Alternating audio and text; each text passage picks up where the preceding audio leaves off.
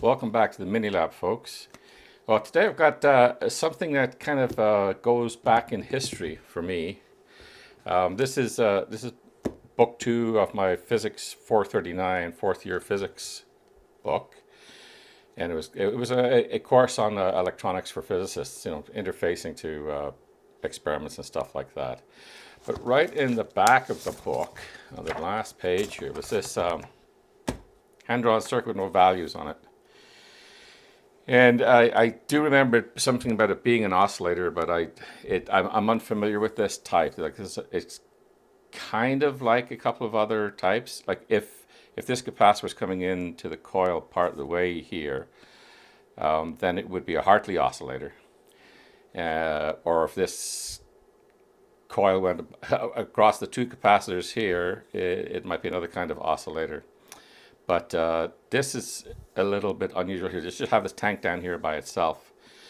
And I guess, when the transistor output is here, so it's emitter follower. And one nice thing about that is going to be very low impedance, right? There's nothing between the supply voltage and the output except for the transistor itself. So it's naturally going to have a very low output impedance.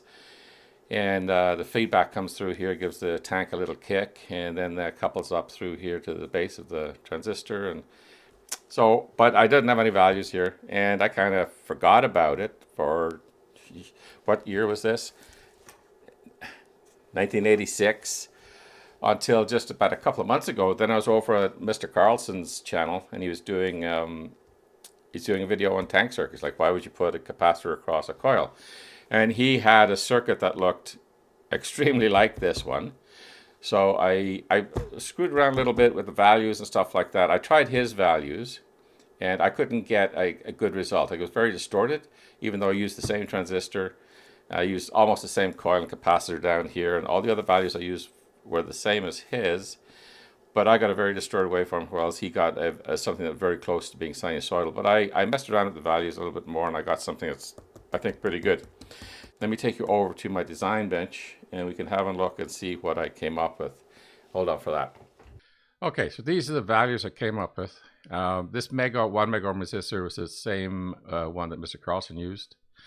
He was using 9 volts, but I found in my playing around, it got a little unstable up around 9 volts.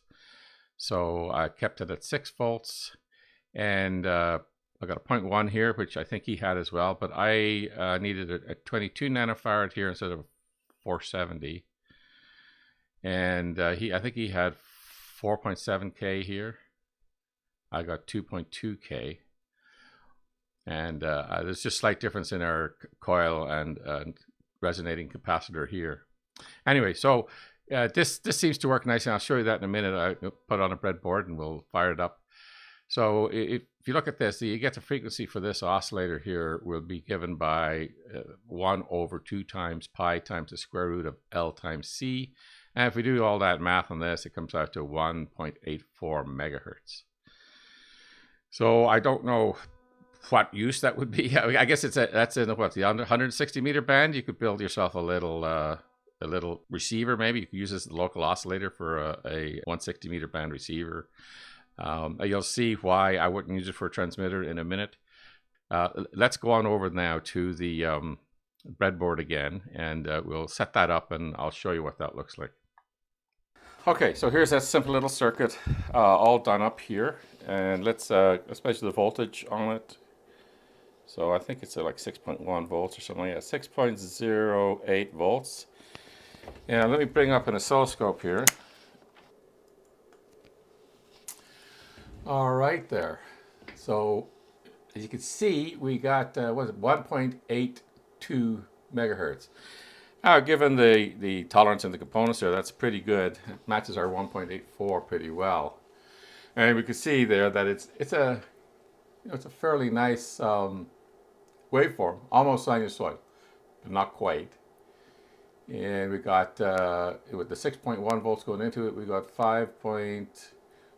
peak to peak of 5.5 volts coming out, and RMS of approximately 2 volts. So let's have a look. I want to bring up a FFT on it here. Okay, let's get a few more points in there.